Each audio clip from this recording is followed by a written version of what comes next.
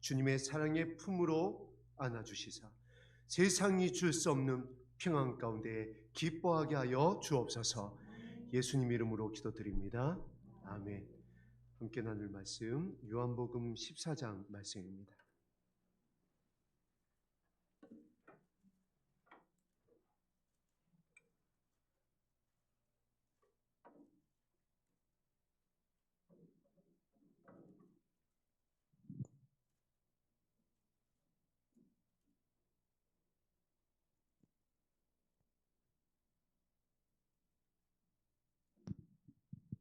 요한복음 14장 5절, 6절, 7절 세 절 말씀 합독합니다. 시작.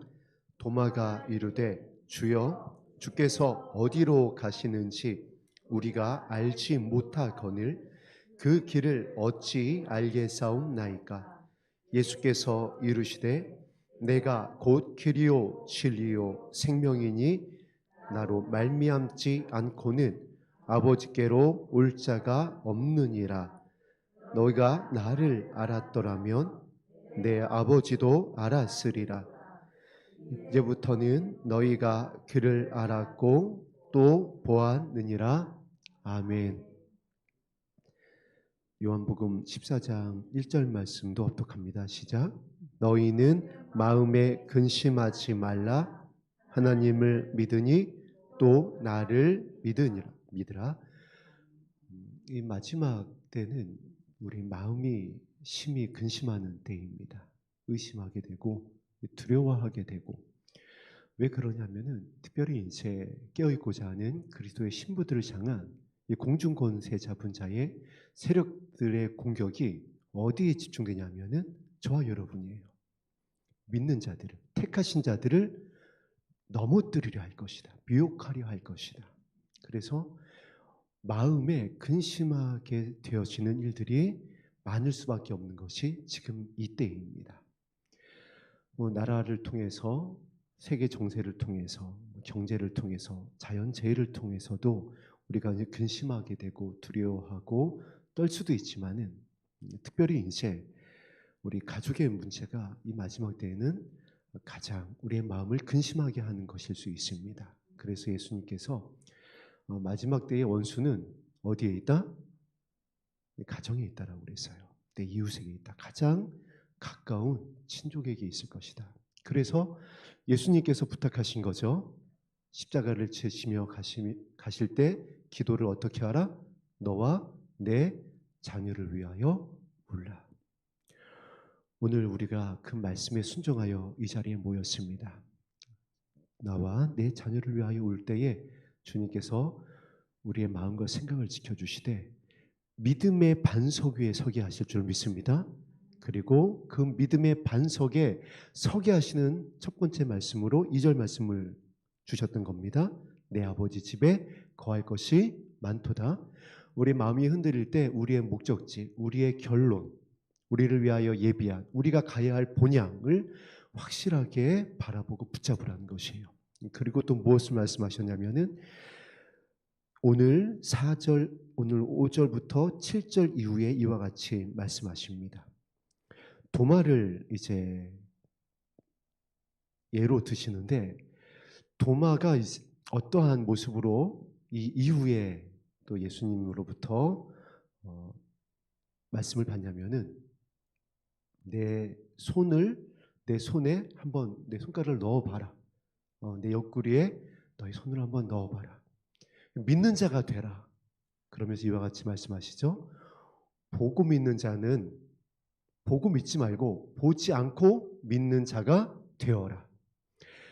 사실 아브라함에 대한 믿음도 그렇고 이 14장 1절에 나와 있는 거처에 대한 말씀도 그렇고 도마에게 말씀하시는 그 내용도 그렇고 또 도마가 예수님께 질문한 내용도 그렇고 어떠한 것이냐면 안 보인다라는 거예요.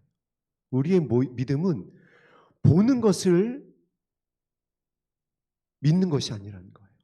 우리의 믿음, 예수님께서 우리에게 말씀하신 것은 안 보이는 것들입니다. 믿음의 선진들이 질비하게 기록되어져 있는 그 믿음의 명예의 전당이라고 하는 히브리서 11장을 보세요. 믿음은 손에 잡히는 것도 아닙니다. 눈에 보이는 것도 아니고요. 귀에 들리는 것도 아니에요. 어떻게 말씀하시죠? 믿음은 바라는 것들의 실상이요, 보이지 않는 것들의 증거다. 안 보인다라는 거예요. 보지 않는 것을 믿는 것이라는 것입니다. 그리고 그 보지 않고 실상이요, 증거라는 것이 무엇이죠? 너희를 위하여 예비한 한 성 예루살렘을 바라보는 것이니라. 할렐루야. 이것이 믿음의 핵심입니다. 그래서 예수님께서 정말 이렇게 말씀하셨던 거예요. 마지막 때에 너희 중에 믿음을 보겠느냐. 지금 보세요. 이 마지막 때 교회 안에서 믿음을 보기가 어려워졌습니다. 정말 하나님의 나라를 소망하고 정말 다시 오실 예수님을 기다리는 이 진짜 믿음의 결론을 보기가 어려워졌어요. 믿음의 결국이 구원을 얻을 것이다. 근데 믿음의 마지막, 그것을 붙잡는 자가 구원을 얻을 것이라고 그랬는데, 교회가 하나님의 나라를 붙잡고 있나요? 정말 다시 오실 예수님의 그 길을 따르고 있나요? 그 주님을 기다리며 등과 함께 기름을 준비하고 있느냐라는 것이에요. 나의 의인은 믿음으로 말미암아 살 것이다. 의인이 누군가요? 용서받은 자잖아요. 의인이 누군가요? 예수님을 따라가는 자잖아요. 예수님께서 말씀하신 의인이 누구였죠? 작은 자들에게 선대하는 자였습니다. 예수님께서 하나님과 천사들 앞에서 그 이름을 시인할 의인들이 누구라고 하셨나요? 향료값을 깨뜨리는 자였습니다. 우리가 구원받을 것 같았던 예전에 우리가 저 사역자는 정말 충성된 자는 하나님의 나라를 갈 것 같다라고 했었던 것과는 정말 거리가 멀어요. 그래서 예수님께서 도마를 통해서 우리에게 진짜 믿음이 무엇인지 다시 한번 알려주고 계십니다. 도마가 예수님께 질문하고 있는 이 질문은 사실 우리들의 질문입니다. 도마가 이르되 주여, 주께서 어디로 가시는지 우리가 알지 못합니다. 알지 못하는데 그 길을 어찌 알겠사옵나이까? 그런데 그 도마가 이 질문을 한 이유가 있습니다. 예수님께서 이렇게 그 전에 말씀하셨죠. 내가 어디로 가는지 그 길을 너희가 아느니라. 그래서 도마는 이 말씀이 도대체 무슨 말씀인지 모르겠다라는 거예요. 이 4절과 5절 말씀이 지금 이 마지막 때 정확히 매치하고 있는 겁니다. 성경에서 말씀이 육신이 되어 오신 이 말씀이 정확하게 어디로 가라고 하는지, 무엇을 붙잡으라고 하는지, 믿음이 무엇인지 명확하게 기록하고 있어요. 더 이상 무엇이 필요할까 싶을 정도로 예수님께서 명확하게 말씀하시고 펼쳐놓고 계신데 지금 우리는 어떻게 하고 있냐라는 거예요. 무엇을 구하고 있느냐라는 거예요. 이 땅의 교회들이 정말 무엇을 기다리고 있냐라는 거예요. 마음의 중심에 진짜 무엇이 발견되고 있느냐라는 거예요. 하나님께서는 마음의 중심을 보겠다. 진짜 예배자를 찾겠다. 정말 그 마음에 예수 그리스도의 마음, 하나님의 어린 양 나의 아들의 마음이 있는지, 온유와 겸손이 있는지 그것을 보겠다라고, 그것을 찾겠다라고 말씀하고 계신데 우리는 우리의 마음을 새롭게 하는 것을 구하기보다 진짜 성경에서 말씀하고 있는 근심하지 않게 하는 하나님의 나라를 소망하고 그 하나님의 나라가 나의 마음에, 나의 가정에 임하기를 나와 내 자를 위하여 울기보다 정말 다시 오실 주님을 기다리며 그것으로 인하여, 그 소망으로 인하여 기뻐하고 기도하며 감사하는 그리스도 예수 안에서 우리를 향하신 하나님의 뜻을 이루기보다 이 땅에 있는 것에 대해서, 나의 감정에 대해서, 여전히 육신에 있는 것에 대해서 우리가 흔들리고 있다는 거예요. 그곳에서 넘어지고, 그곳에서 원망하고, 그곳에서 아버지 하나님의 얼굴을 구하지 아니하고 도마와 같이 질문한다는 것입니다. 그리고 다른 것을 보여달라고. 그래서 이와 같이 기도하고 부르짖는 연약한 주의 백성을 불쌍히 여기셔서 이제 예수님께서 14장 1절에 마음에 근심하지 말라, 나를 믿으라, 정말 하나님을 믿는 것이 무엇인지, 그리고 3절에서 그 결론이 무엇인지를 말씀하시고, 그런데 너희가 발견되어지지 못하고 여전히 연약하고 있는 도마와 같이 의심하고 있는, 질문하고 있는, 다른 것을 구하고 있는, 다른 이름을 찾고 있는 저와 여러분을 향하여, 이 마지막 세대의 교회들을 향하여 잠들어 있는, 등은 준비하였을 때 기름을 준비하지 못하고 있는 예수 그리스도의 신부들을 향하여 말씀하십니다. 우리 6절 합독합니다. 시작. 예수께서 이르시되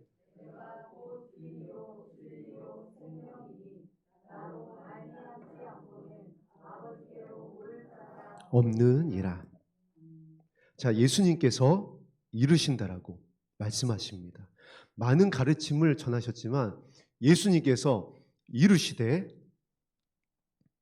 이렇게 명확하게 기록하며 전한 것이 몇 개 되지 않아요. 진실로 진실로 내게 이르노니가 아니라 예수께서 이르시되, 천지를 창조하신 하나님의 아들, 하나님의 그 말씀이 지금 선포되어지는 것입니다. 무엇에 대해서요? 믿음에 대해서. 믿음에 이르게 하는 구원이 무엇인지에 대해서 예수님께서 이르시되, 가르쳐 주시되, 내가 곧 길이요 진리요 생명이니, 세 가지를 말씀하십니다.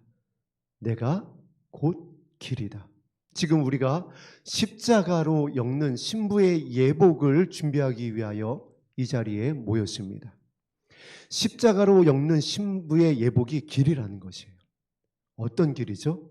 우리가 1월 들어서 나누었었던, 과연 우리의 마음이 고아와 과부를 향하고 있느냐라는 것이에요. 예수님의 길이 어떤 길이었나요? 이 땅에서 예수님께서 어떤 길을 걸어가셨나요? 이들을 찾아다니셨어요. 연약한 자들을 찾아다니셨습니다. 저도 오늘 이제 예배를 준비하면서 늘 이것이 고민이에요. 예수님의 마음을 나누어야지 되고, 아버지께서 우리 성도님들에게 이 함께 영광에 이르게 원하는 성도들에게 전하고자 하는 그 말씀이 무엇인지에 대해서 집중할 수밖에 없습니다. 그런데 늘 주시는 마음이 동일해요. 한 영혼, 연약한 한 영혼, 이 말씀을 통하여 살게 되어질 수 있는 한 영혼에 대한 마음을 묵상하게 하십니다. 예수님께서 처음 오셔서 하셨던 사역부터 시작하여서 마지막까지 이 사역이었어요. 천국 복음이 전파될 때의 모습을 다시 한번 우리 떠올려 보겠습니다. 모여선 무리들을 어떻게 하셨다라고 그랬죠? 둘러보시고. 산상수훈에 나오는 말씀입니다. 정말 천국 복음이, 회개하라 천국이 가까이 왔느니라라고 말씀하시고, 그 천국 복음을 선포하시는 그 영광스러운 자리에서 모인 그들을, 모여 그 수많은 무리들을 둘러보시고 이르시되, 그 마음이 어떤 마음이었는지 우리가 함께 나누었었습니다. 하나님께서 구원하시고자 하는 하나님의 백성을 바라보시는 그 예수님의 마음, 우리가 찬양하고 묵상하는 그 하나님의 시선, 그 마음으로 그 영혼들을 둘러보았습니다. 그리고 그들을 찾아 나서신 것이에요. 하늘의 영광을 버리고 오신 겁니다. 우리가 우리의 믿음의 증거로서 연약한 자들을 향하여서 나아가기 위해서는 우리의 영광을 내려놓아야지 돼요. 우리의 육신에 속해 있었던 것을 내려놓아야 되는데, 그것이 무엇이라고 그랬죠? 우리의 자존심이에요. 나를 옳게 여기는 마음, 나의 기준을 포기하지 않는 마음. 이 자존심 내려놓지 않으면요, 예수님의 길로 갈 수가 없습니다. 연약한 자들을 향하여 나아갈 수가 없어요. 진심이 될 수 없어요. 한두 번은 할 수 있다라고 그랬습니다. 척은 할 수가 있는데 끝까지 할 수가 없어요. 그리고 혹시 끝까지 있나며 어떻게 척은 해도 나중에 결과가 어떻게 드러나냐면 이렇게 드러납니다. 내가 어떻게 했는데 나한테 이럴 수가 있어. 이렇게 모습이 드러나요. 그래서 우리의 믿음이 너무나도 중요한 겁니다. 우리의 마음, 우리가 무엇을 바라보는지에 대한 큰 믿음, 예수님께서 요구하는 믿음이 과연 어떻게 우리 마음 가운데 뿌리를 내리느냐, 이것이 너무나도 중요한 것이에요. 그래서 예수님께서 이렇게 말씀하시는 것입니다. 나의 길을 너의 마음 가운데 명확하게 해라. 나의 길이 어떠한 길인지를 너희가 깨달았으면 좋겠다. 제자들이 예수님의 길은 넓은 길인 줄 알았어요. 그래서 한 자리씩 다 할 줄 알았습니다. 저도 그런 줄 알았어요. 열심히 충성하고 봉사하고 하나님의 영광을 나타내서 이 정도 하면 하나님께서 좀 인정해 주시면은 자녀의 복도 받고 이 땅의 사업의 복도 받고 무엇인가 은사도 열리고 무엇인가 영광이 열려서 이렇게 뭔가 드러날 줄 알았어요. 저도 그런 줄 알았어요. 그런데 예수님의 길은 그 길이 아니라는 거예요. 도마가 이 길을 계속 생각했어요. 그러니까 예수님이 하시는 말씀이 무슨 말씀인지 알아먹지를 못하는 겁니다. 결론도 바라보지 못하고 마음을 바라보지 못하고 하나님의 믿음이 무엇인지를 모르니까 예수님이 가르쳤던 그 말씀들이 귀에 들어오질 않는 거예요. 지금 우리의 모습이 그렇다는 겁니다. 이 믿음을 명확하게 하지 않으면요, 이 믿음이 하나님을 믿는다는 것이 진짜 무엇인지 우리의 결론에 대해서 예수님께서 가르쳐 주셨던 이 아브라함의 믿음에 대해서 우리가 다시 한번 확인하고 뿌리를 명확하게 하지 않으면 아무리 생명의 말씀이 천국 복음이 좌우의 날성건 같이 선포되어져도 어떻게 된다라고 그랬죠? 이 말씀은 어렵다. 우리가 이 말씀 받아들일 수 없다. 예수님 다시는 안 따라다닐래. 이렇게 된다라고요. 왜냐하면 좁은 문이고 그 길이 좁은 길이고 협착하고 내 자존심 다 내려놔야지 되고 고아와 과부를 돌보아야 되고 지극히 작은 자들을 향하여서 그 친절을 베풀어야지 돼요. 차별이 없어야지 돼요.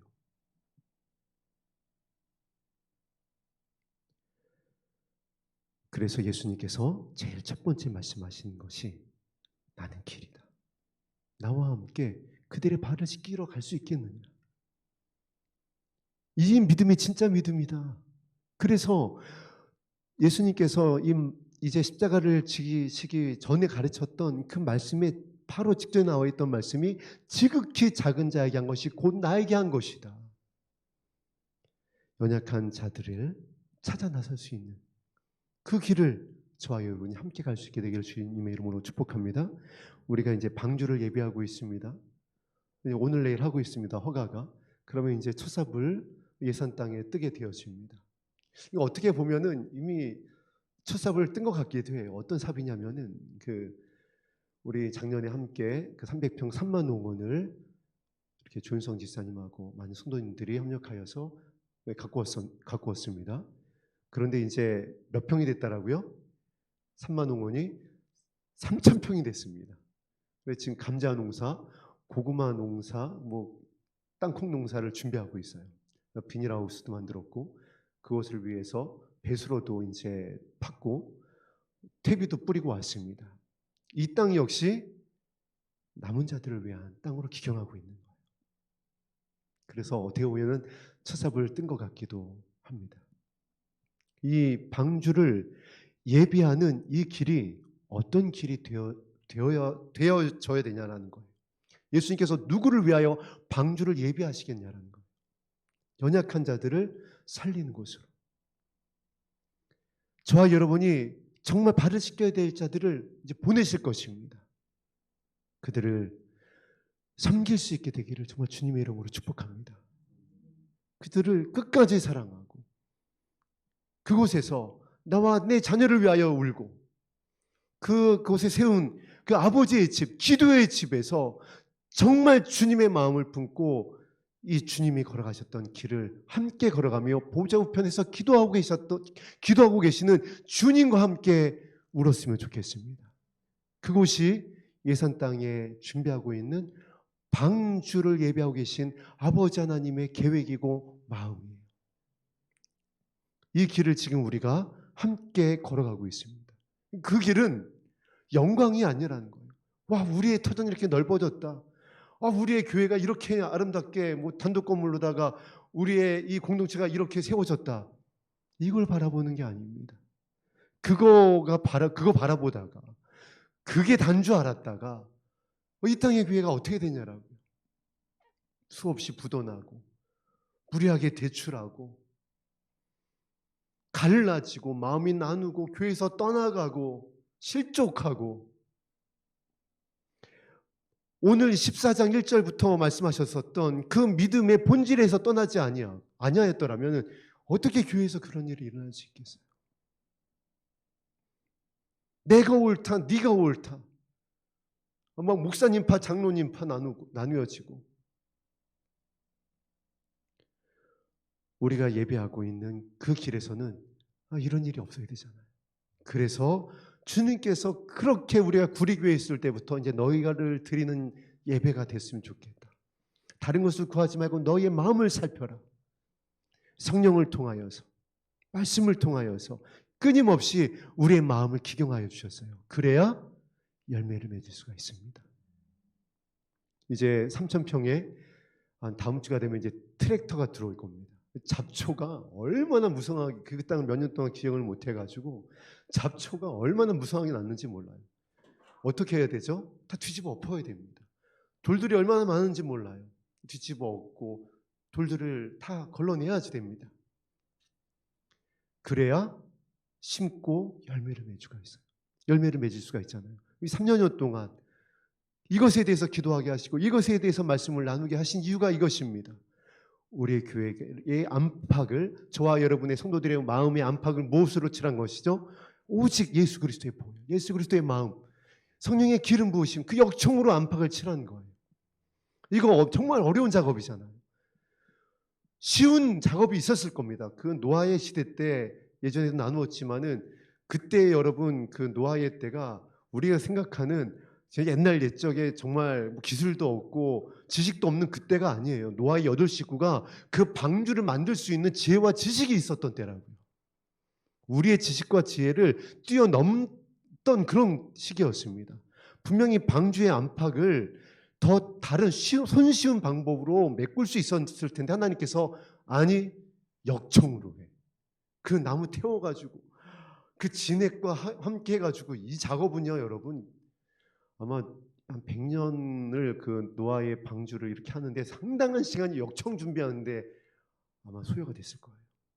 그거 바르면은, 그거 끓일 때, 그거 바를 때, 또 나를 때, 한번 생각을 해요. 우리는 성경을 몇 줄 읽으니까 그렇게 했나 보다 하죠. 여러분 그걸 한번 디테일하게 나눠보자고요. 왜 그렇게 했을까요? 교훈을 주시기 위함입니다.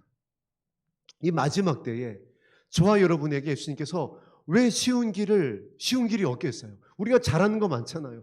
으쌰으쌰 하면서 각자가 정말 내가 이거는 멋있게 할 수 있어, 내가 이것만은 정말 누구보다 멋있게 할 수 있어. 그런데 그게 어디에 속한 것이죠? 우리의 육에 속한 것이라는 거예요. 그래서 예수님께서는 단 하나만을 우리에게 말씀하십니다. 너의 마음을 살펴라. 너의 마음을 기경해라. 나의 마음으로 정말 연약한 자들을 위하여 갈 수 있는지, 그들의 발을 씻길 수가 있는지, 새 계명이 정말 너에게 임하였는지, 이게 나의 길이다. 그래서 길에 잘못 들어서면, 방향이 틀어지면 도착지가 달라지잖아요. 정확하게 길에 대해서 말씀하시는 겁니다. 나의 길이 어떤 길인 줄 아니? 이 길에 가야 나 있는 곳에 있을 수 있다. 이 길을 걷는 자가 나를 믿는 자다. 왜냐하면 예수님께서 이 길을 걸어가셨잖아요. 그런데 그 길을 걸어가게 되면 예수님께서 무엇을 지키신다라고요? 저와 여러분의 마음과 생각을 지키십니다.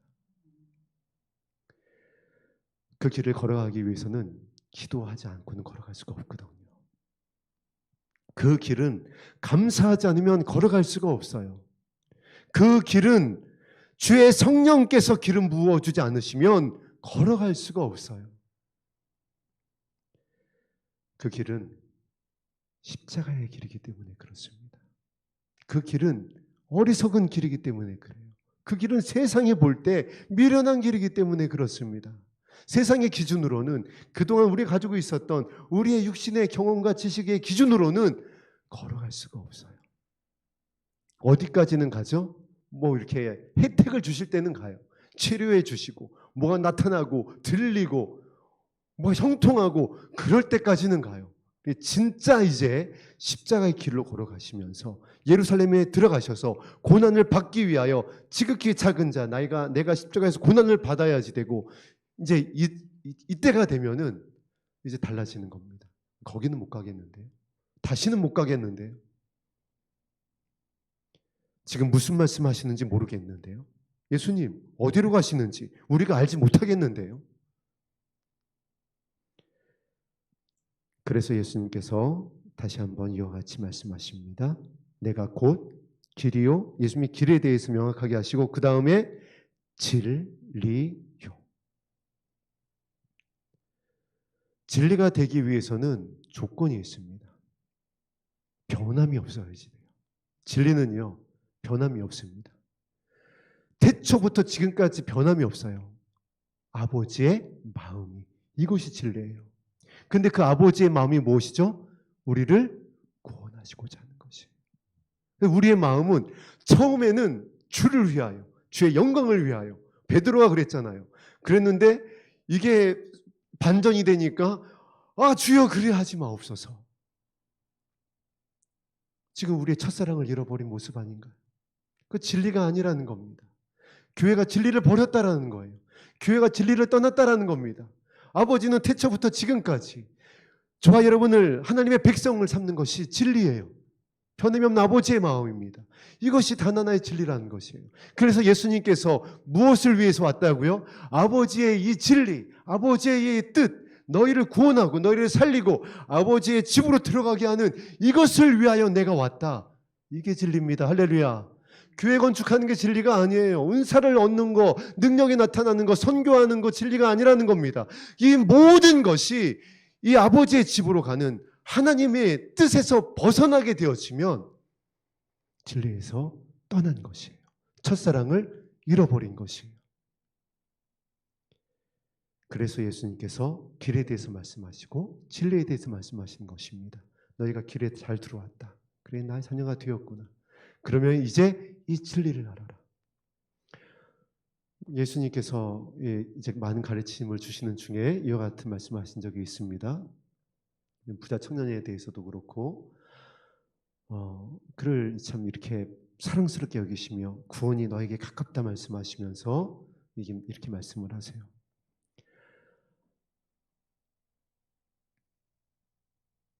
너의 모든 소유를 다 팔아서 누구에게 주라? 가난한 자들에게 나누어 주라. 구원에 대해서 얘기할 때는 어떻게 말씀을 하시죠? 하나님을 사랑하고 이웃을 사랑하는 것이 하나님의 크고 첫째 되는 계명이다. 왜냐하면 이것이 아버지의 마음이기 때문에 그래요. 아버지의 마음은 늘 연약한 자들을 향하여 흐릅니다. 아버지의 마음은 늘 나를 불쌍히 여겨 있소서라고 하는 자들을 향하여 흐릅니다. 살리시고자 하는 아버지의 사랑이기 때문에 그래요. 자녀를 길러보신 부모가 되보신 분들은 이게 무슨 말씀인지 가슴에 절절히 옵니다. 저 역시 세 자녀를 키우는데 세 자녀 중에 가장 연약했었던, 가장 상처가 많았고 가장 많은 아픔이 있었던 자녀를 향하여 흐를 수밖에 없더라고요. 아버지의 마음이에요. 이것이 진리입니다. 왜냐하면 그를 살려야 되잖아요. 그 사랑만이 그를 살릴 수 있기 때문에. 그래서 도마에게 말씀하는 겁니다. 네가 나를 따라오고 있으면서 아직 이것을 몰랐니? 내가 어디로 가는지 몰랐니? 내가 너희를 부른 이유를 아직도 몰랐니? 도마야, 진리는 살리는 것이야. 아버지의 마음은 태초부터 이 계시록까지 단 한 번도 변한 적이 없어. 아담을 창조하셨을 때부터 계시록을 지으시면서 지금 이제 창세 이후로부터 없었던 환란이 임박한 이때에 이르기까지 아버지의 마음은 변한 적이 없다.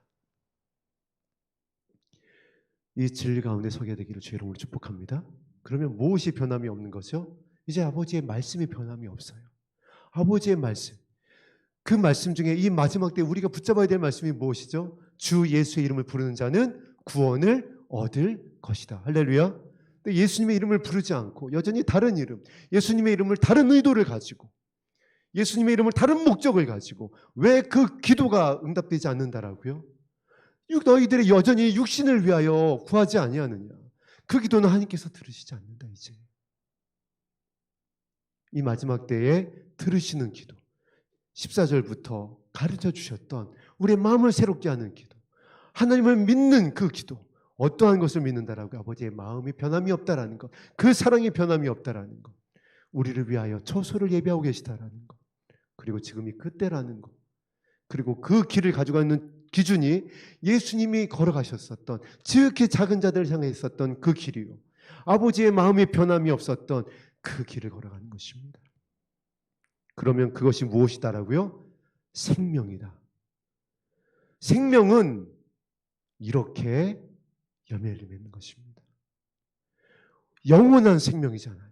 아버지께서만 주실 수 있는 생명입니다. 그런데 그동안 우리는 이 생명을 우리의 자유로 어떻게 해보려고 그랬어요. 그 대표적인 것이 무엇이었냐라면은, 얼마 전, 수년 전에 이 교회를 갔다가, 아니 한국 교회를 갔다가 휘저었었던 그런 예배가 있습니다. 여러분 열린 예배라고 들어봤나요? 그래서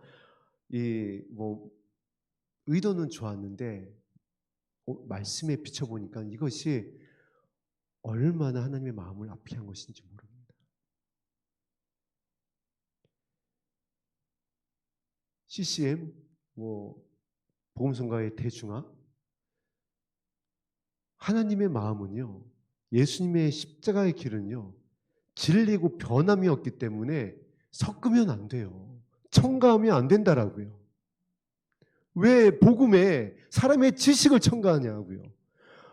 바울이 얘기했잖아요. 이거는 정말 배설물들이다. 자, 그때 이후로 결론을 보자고요. 열매를 보자고. 교회가 어떻게 됐나. 진짜 섞였어요. 세상을 향하여 나아가는, 세상을 변화시키는 거룩이 아니라 세상에 잠식당했다란 말이에요. 교회가 변질됐다라고요. 어떤 결과죠? 생명을 예수님의 길이나 진리가 아닌 섞은 것으로, 섞은 지식으로 변개시켜버렸다라는 거예요. 그래서 예수님께서 이렇게 말씀하십니다. 길과 진리와 생명이니 나로 말미암지 않고는. 예수님의 이름만을 높여드리게 되기를 주의 이름으로 축복합니다. 우리 교회가 드리는 찬양을 여러분 이제 아신 분들은 아실 거예요. 우리가 사람 사이에 교감하던 찬양을 거의 하지 않습니다.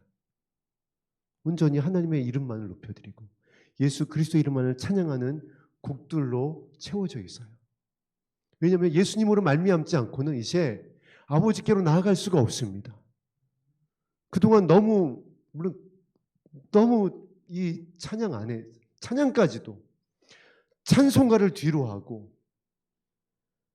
비트에 맞춰가지고 어떤 유행하는 어떠한 그러한 흐름에 맞춰가지고 사람들의 감성을 자극하면서 그러한 찬양으로다가 교회들이 어딘가 다 물들어 버렸어요.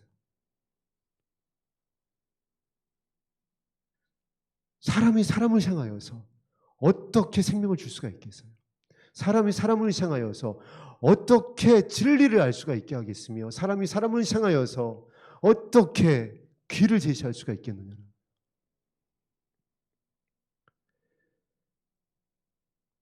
오직 예수님으로 말미암지 않고는 6절에 분명히 말씀하십니다. 아버지께로 올 자가 없느니라.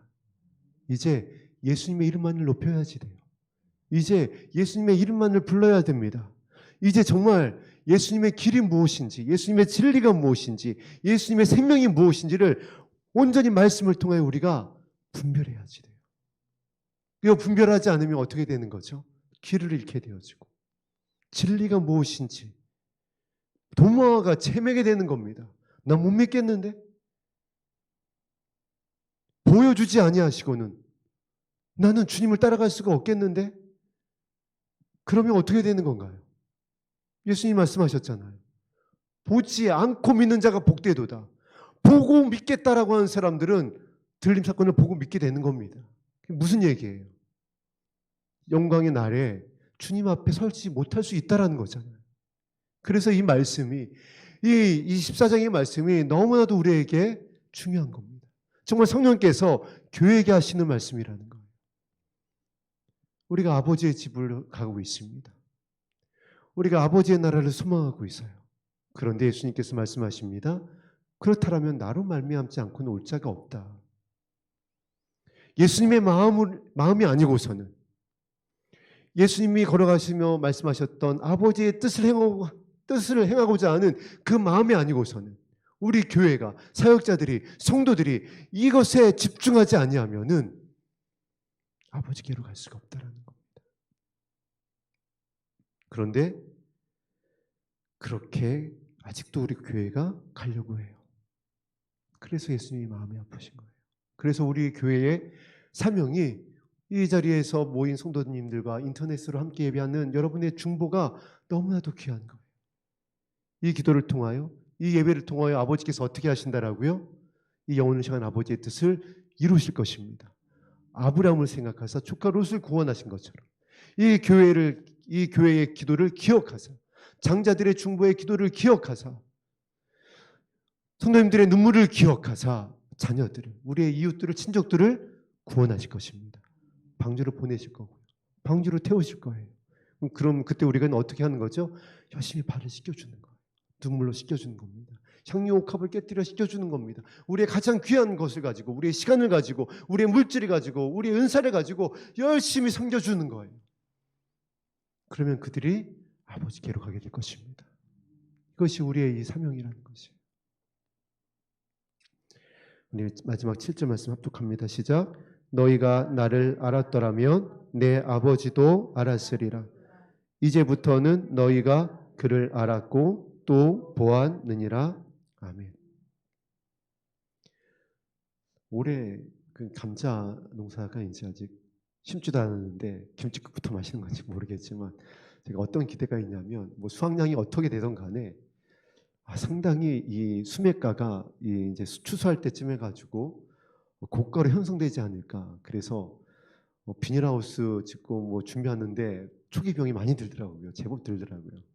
그래서 이제 이 비용도 조금 흔히 말하는 이제 손익분기점을 넘어서고 이제 그런 기대를 나름 막 이렇게 해봅니다. 그러나 이제 역시 가장 중요한 것은 이 수확을 한 것을 가지고 우리가 나누게 될 겁니다. 많은 곳에 보내게 될 겁니다. 이 자리에 계신 분들은 조금만 받게 되더라도 주 안에서 기뻐하게 되기를 주님의 이름 부탁드립니다. 그리고 오히려 이 자리에 함께하고 있지 못했었던 우리 정말 이 자리를 사모하고 함께 하나님의 나라에 가기를 소망하는 우리 산마 성도님들이 계시잖아요. 전국에 3,000명이 계십니다. 이분들에게 다 보내지는 못하겠지만은 이분들에게 좀 대부분 보냈으면 좋겠습니다. 연로하신 분들에게, 연약하신 분들에게. 그 땅이요. 우리 땅을 이제 우리에게 기증하셨던 우리 성도님 얘기에 의하면은 땅이 너무 좋대요. 그래서 뭘 심든지 그렇게 맛이 좋답니다. 아닌 게 아니라 땅을 파보니까요 정말 너무 좋아요. 막 황토예요. 정말 맛있을 것 같아요. 감자도 그렇고 고구마도 그렇고. 그리고 이제 한쪽은 이제 텃밭으로다가 좀 이제 가꿀 수 있도록 이렇게 이제 공간을 또 준비를 할 겁니다. 그러면 여러분 예전엔 그랬을지 모르지만 이 자리에 계신 분들은 여러분의 텃밭은 조금만 하세요. 그리고 오지 못한 분들에게 그 텃밭을 좀 더 많이 양보하게 되길 주의 이름 부탁드립니다. 자, 이런 것이 이제 섬기는 마음이라는 것이에요. 그러면은 7절 말씀처럼 너희가 나를 알았더라면, 아버지의 마음을 알았더라면 그렇게 작은 것부터 섬기기 시작한다라는 거예요. 기뻐함으로 나누게 된다라는 것입니다. 아버지를 알면 아버지의 생명을 얻게 하는 것이 무엇인지 알아져요. 나를 어떠한 사랑으로 살려주시는지 알아져요. 나를 살리기 위해서, 내가 이 자리에 있게 되기 위하여서 어떤 은혜가 있었는지, 어떤 눈물이 있었는지, 어떤 정말 중보가 있었는지 알아져요. 그러면 겸손해져요. 저도 요즘에 이제 조금 겸손해지는 것 같아요. 왜냐하면은 제가 세 자녀를, 여러분에게 많이 얘기를 하죠. 제가 세 자녀를 키우면서 어머님이 저를 어떻게 키우셨는지를 이제서야 알겠는 거예요. 돌아가신 어머님의 그 사랑을 정말 그래서 남자들, 특별히 이제 아들들이 정말 철든 게 시간이 늦는 것 같아요. 어머님이 나를 이렇게 키우셨구나, 이렇게 먹이셨고, 이렇게 치워주셨고, 그 어머님이 이제 남대문 새벽 시장에 다니셨었거든. 그 이른 새벽에 나가시고 고단한 몸을 이끌고 오셔도 치우고 설거지하시고 학교에 보내주시고 그 사랑이 있었기 때문에, 그러면서 또 새벽기도 다니시고 철야하시고 저를 살리시겠다고, 저를 주의종 만들겠다고 하셨던 그 어머니의 78, 어머니 78에 이제 소천하셨으니까, 그 어머님이 그 시간이 있었기 때문에, 그 사랑이 있었기 때문에 내가 지금 이렇게 있을 수가 있었구나. 이거를 왜 이제는 몰랐을까요? 왜 이렇게 어리석죠? 아이들을 이렇게 하면서. 그래서 아이들을 치우고 지금 또 서울에 갔었던 성찬이가 합류를 해가지고 또 3명이 돼가지고 집에 들어가면은 또 완전 대박인 겁니다. 그렇지만 이제 그 어머니의 사랑을 기억하면서, 그래도 이렇게 해야 이 아이들이, 그래 내가 이렇게 해야 이 아이들이 살아날 수가 있지. 정말 말씀대로예요. 그래야 이 아이들이 생명을 얻을 수가 있지. 집에 가가지고 이 뭐뭐들 하면서 아빠가 얼마나 피곤한데 집을 이 모양으로 만들어 놓느냐, 또 너희들 손이 없냐 발이 없냐, 여러분 제가 이러면서 막 짜증내고 화내고 하면은 어떻게 생명으로 유혹을 받을 수 있겠느냐라고요. 애들이 그러지 않겠어요? 그러면은 아빠 속으로 그러지 않겠어요? 교회 가서 사역하지 마, 차라리 그럴 것 같으면 목사하지 마, 그러지 않겠어요? 너희가 나를 알았더라면, 정말 저와 여러분이 하나님을 믿는다라고 한다면, 예수님의 길과 진리와 생명이 무엇인지 안다라고 한다면 어떻게 된다라고요? 이제부터 너희가 그를 알았고 또 보았느니라. 할렐루야. 오늘 우리가 이제 말씀을 기억하면서 기도할 때, 그래서 이제 결국에는 결론이 하나입니다. 이 마음으로 채워 주시옵소서. 이 사랑으로 성령의 기름을 부어 주시옵소서. 그러면 길로 들어갑니다. 예수님의 길로. 그러면 예수님이 변함이 없었던 그 사역, 그 진리의 사역을 함께 감당하게 되어집니다. 기름을 부으세요. 그러면 생명을 유업으로 받게 되어집니다. 예수님의 이름을 부르게 되어져요. 아버지를 알게 되어집니다. 아버지의 뜻이 우리의 가정과 우리 교회와 우리의 삶 가운데에 이루어지게 될 것입니다. 아멘. 우리 함께 오늘 들었던 찬송, 세 번째 찬송 412장 찬송하고 함께 기도하는 시간 갖겠습니다.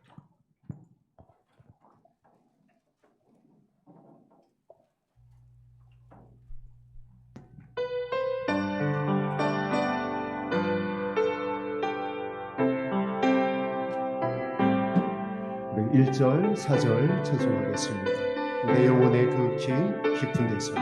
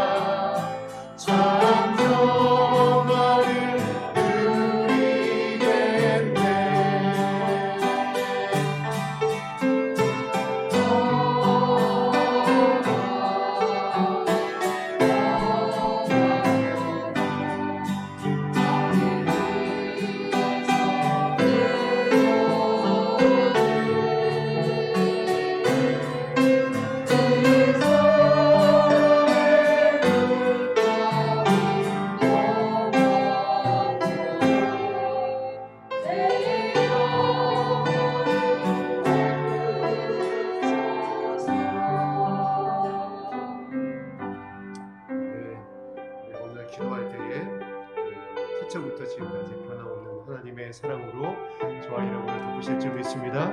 은혜를 소망하며 간절히 기도하겠습니다.